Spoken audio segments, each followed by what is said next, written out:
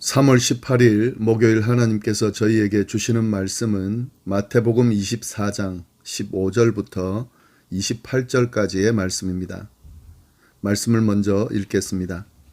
그러므로 너희가 선지자 다니엘이 말한 바 멸망에 가증한 것이 거룩한 곳에 선 것을 보거든 읽는 자는 깨달을진저 그때에 유대에 있는 자들은 산으로 도망할지어다. 지붕 위에 있는 자는 집 안에 있는 물건을 가지러 내려가지 말며 밭에 있는 자는 겉옷을 가지러 뒤로 돌이키지 말지어다. 그날에는 아이 벤 자들과 젖 먹이는 자들에게 화가 있으리로다. 너희가 도망하는 일이 겨울에나 안식일에 되지 않도록 기도하라. 이는 그때에 큰 환란이 있겠음이라. 창세로부터 지금까지 이런 환란이 없었고 후에도 없으리라. 그날들을 감하지 아니하면 모든 육체가 구원을 얻지 못할 것이나 그러나 택하신 자들을 위하여 그 날들을 감하시리라. 그때에 사람이 너희에게 말하되 보라 그리스도가 여기 있다 혹은 저기 있다 하여도 믿지 말라. 거짓 그리스도들과 거짓 선지자들이 일어나 큰 표적과 기사를 보여 할 수만 있으면 택하신 자들도 미혹하리라.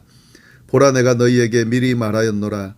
그러면 사람들이 너희에게 말하되 보라 그리스도가 광야에 있다 하여도 나가지 말고 보라 골방에 있다 하여도 믿지 말라. 번개가 동편에서 나서 서편까지 번쩍임같이 인자의 임함도 그러하리라. 주검이 있는 곳에는 독수리들이 모일 것이니라. 아멘. 어제 저희가 나눈 본문의 내용을 보면 예수님께서 제자들에게 성전이 파괴될 것을 예언하는 내용을 우리가 함께 보았습니다. 헤롯이 그 당시 증축하고 있는 아주 크고 화려한 성전이 하나님의 심판으로 완전히 파괴될 것이라고 하는 예언이었습니다.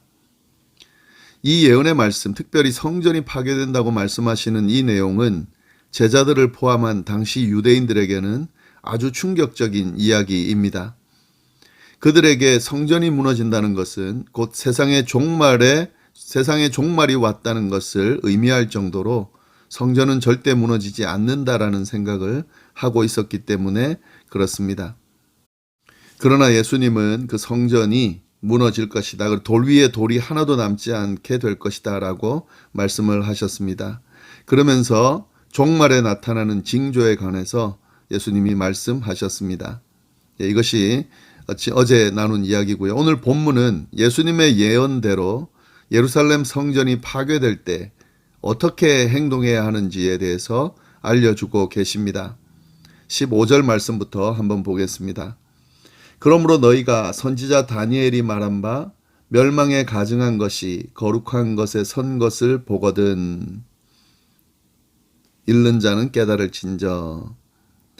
선지자 다니엘이 말한 바 멸망에 가증한 것, 이런 표현이 있는데 이 표현은 다니엘서 9장 27절에 나오는 표현을 예수님이 인용하면서 말씀하신 내용입니다. 13장 31절, 12장 11절에도 나오는 표현인데요. 다니엘이 예언하는 내용 중에 나온 표현입니다. 다니엘은 71회 동안 일어날 종말에 관해서 예언을 했는데 71회면은 77, 49, 490년이죠. 이 예언대로 이 멸망에 가증한 것이 구체적으로 실현됐습니다.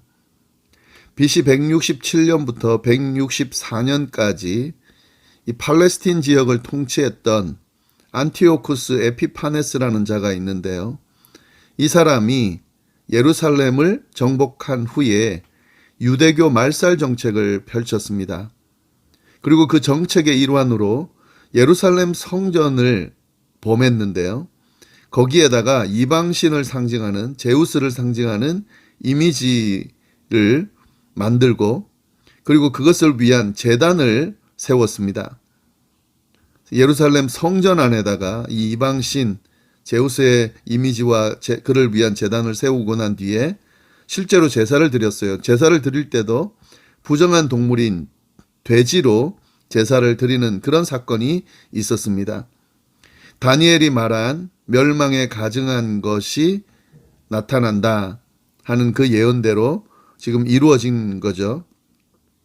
근데 이걸 인용하면서 예수님이 멸망에 가증한 것이 거룩한 곳에 선 것을 보거든. 예, 이렇게 말씀했죠. 그 일이 반복되리라는 것을 암시하는 말씀입니다.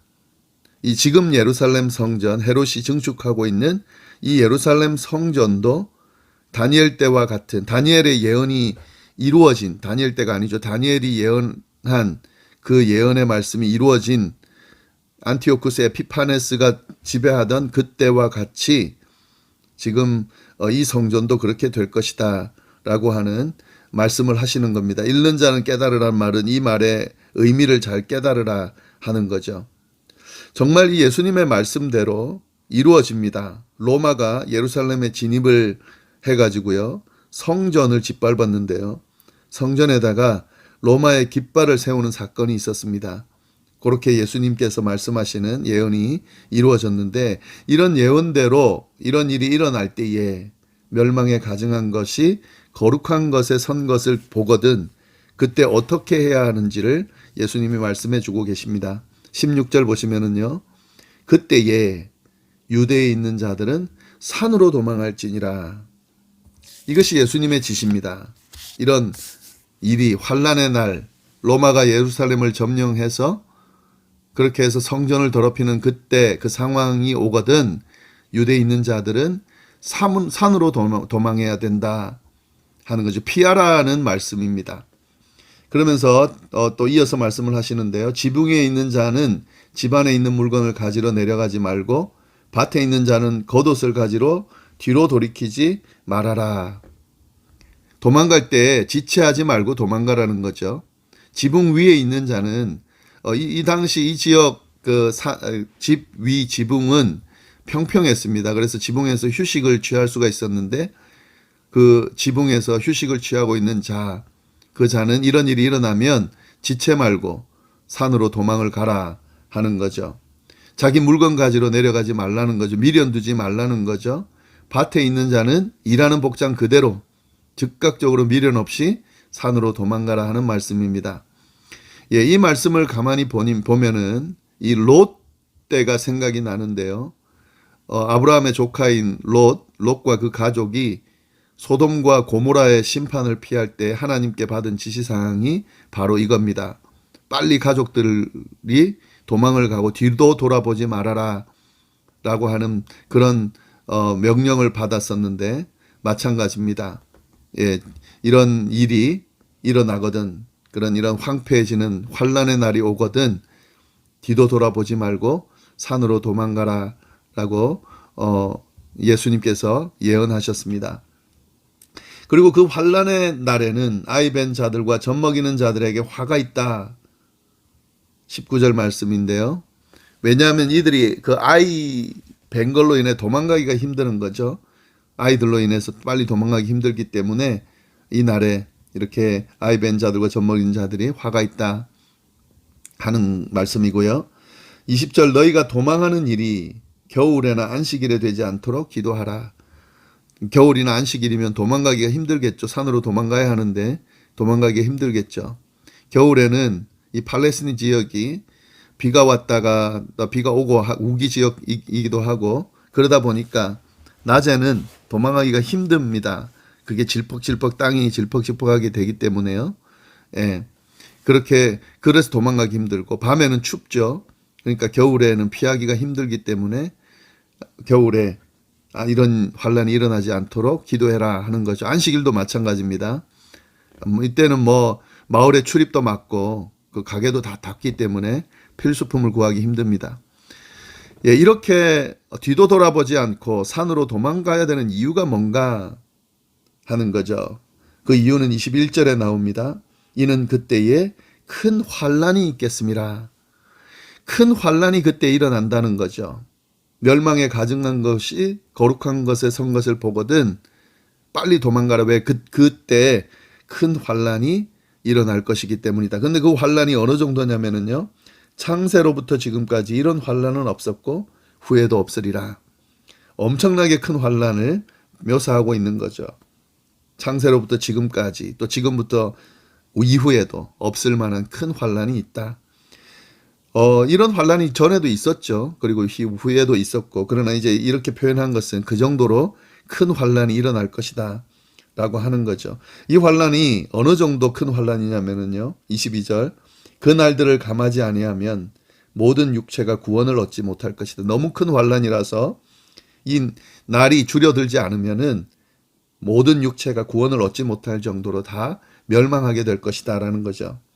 그러나 택하신 자들을 위하여 그 날들을 감하시리라. 이 환란의 날에 감하지 않으면, 이 날들이 줄어들지 않으면 모든 육체가 구원을 얻지 못할 것인데 하나님께서 줄여 주실 것이라는 거죠. 왜냐하면 택하신 자들을 구원하기 위해서 그 환란의 날을 줄여 주실 것이다 라는 말씀을 하신 겁니다. 이 말씀을 뭐 종말의 때를 표현한 것이다 이렇게 볼 수도 있지만, 이제 먼저는 이 날은 로마에 의해서 성전이 완전히 파괴되는 그 시점, 그것에 대한 예언이라고 먼저 이해하는 것이 더 맞을 것 같습니다.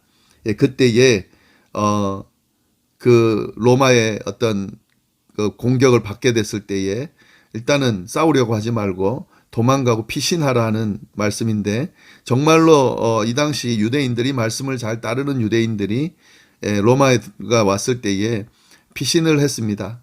그 로마에 대적하는 아주 중요한 마카비 중심의 그 사람들, 그래서 마카비 혁명을 일으켰던 그 사람들도 다 산으로 도망가 산에서 거주하면서 로마에 대항하는 그런 모습들을 보였는데요.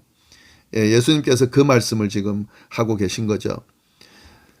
그리고 그때에 또 해야 될 것이 있는데 23절, 그때에 사람이 너희에게 말하되 보라 그리스도가 여기 있다 혹은 저기 있다 하여도 믿지 말아라. 적 그리스도가 나타날 건데, 거짓 그리스도가 나타날 건데요.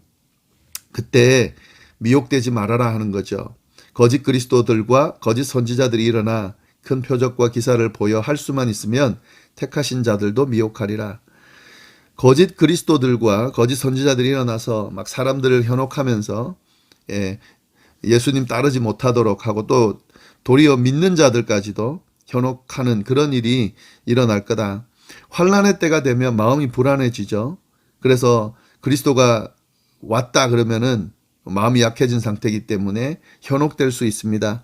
그러나 예수님은 현혹되지 말라고 분명하게 이야기하고 계십니다. 25절 보면은 보라 내가 너희에게 이미 미리 말하였다. 이미 말했다.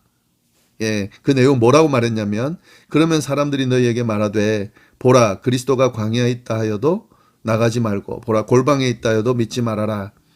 거짓 그리스도가 나타나서 광야에 있다, 골방에 있다 해도 믿지 말라는 거죠. 왜냐하면은 다시 오실 그리스도, 그 그리스도는 특정한 공간으로 오시는 분이 오시지 않습니다. 예. 그리고 몰래 그렇게 이렇게 사람들이 인지하지 못하게 오시지 않습니다. 어떻게 오시냐면은요, 27절, 번개가 동편에서 나서 서편까지 번쩍임 같이 인자의 임함도 그러하리라. 번개가 탁 치면은 번개가 동편에서 서편까지 이렇게 번쩍이는 게 보이는 것처럼 인자의 임함도 그렇게 보이게끔 오신다 하는 거죠. 죽음이 있는 곳에는 독수리들이 모일 것이니라. 시체가 있는 곳엔 독수리들이 모이는 것처럼 확실하죠. 이렇게 예수님의 다시 오심도 이런 식으로 확실하게 오실 것이다. 그러니까 지금 이 환란의 때, 이때는 종말의 때는 아닌 거죠. 그러니까 현혹되지 말고 그리스도가 여기 있다 저기 있다 하여도 거기에 현혹되지 말아라 하는 거죠. 확실한 모습으로 예수님께서 예수님의 재림이 확실하게 드러남으로 오실 거기 때문에 그렇게 막 이 공간 저 공간에서 있다 하는 것에 현혹될 필요가 없다 하는 거죠. 그렇게 헷갈리게 오시지 않기 때문에 그렇습니다. 물론 우리가 한 가지 유의할 것은 예수님께서 재림하실 시기는 확실하지가 않습니다. 예수님께서 도적같이 임한다고 그랬거든요. 언제 오실지는 명확하지가 않습니다. 그러나 예수님이 오셔서 그 오심을 드러낼 때는 사람들이 확실하게 구분할 수 있을 정도로 명확하게 오신다라고 하는 사실 좀 잘 정리해 두시면 좋겠습니다. 네, 오늘 말씀 어제 말씀과 연결해서 예수님께서 하신 이 종말에 관한 말씀, 환란의 때가 쭉 올 것이고, 그리고 종말의 때는 아직 아니지만 막 곧 끝은 올 거라는 거죠. 그리고 그 끝은 복음이 완전히 모든 사람에게 증거될 때에 세상의 끝이 온다라고 하신 말씀과 연결해서 이 말씀을 좀 잘 정리해 두시면 좋겠습니다. 그리고 이런 환란의 때에 피하는 것이 아주 좋고요. 그리고 현혹되지 말아야 된다. 믿음을 잘 지키는 것이 아주 현혹되지 않고 지키는 것이 중요하다라는 사실도 좀 잘 정리해 두시면 좋겠습니다. 기도하겠습니다. 하나님 아버지, 오늘 말씀 또 이렇게 허락하셔서 말씀과 함께 하루를 시작하게 하시니 감사합니다. 종말의 때를 살아가고 있는데 하나님 아버지, 구분 잘 할 수 있도록, 현혹되지 않을 수 있도록, 우리의 믿음을 잘 지킬 수 있도록 주여 인도하여 주시고, 주님께서 주신 그 믿음 안에서 이 세상에서의 삶을 잘 승리로 저희가 이끌어낼 수 있도록 주여 인도하여 주옵소서. 오늘 하루도 어디에서 무엇을 하든지 주님께서 지켜주시고, 건강도 지켜주시고, 기쁘고 즐거운 일들이 많이 생길 수 있도록, 평안 가운데 하루를 잘 보낼 수 있도록 주여 역사하여 주옵소서. 함께하여 주시기를 간절히 바라고 살아계신 예수님의 이름으로 기도드립니다. 아멘.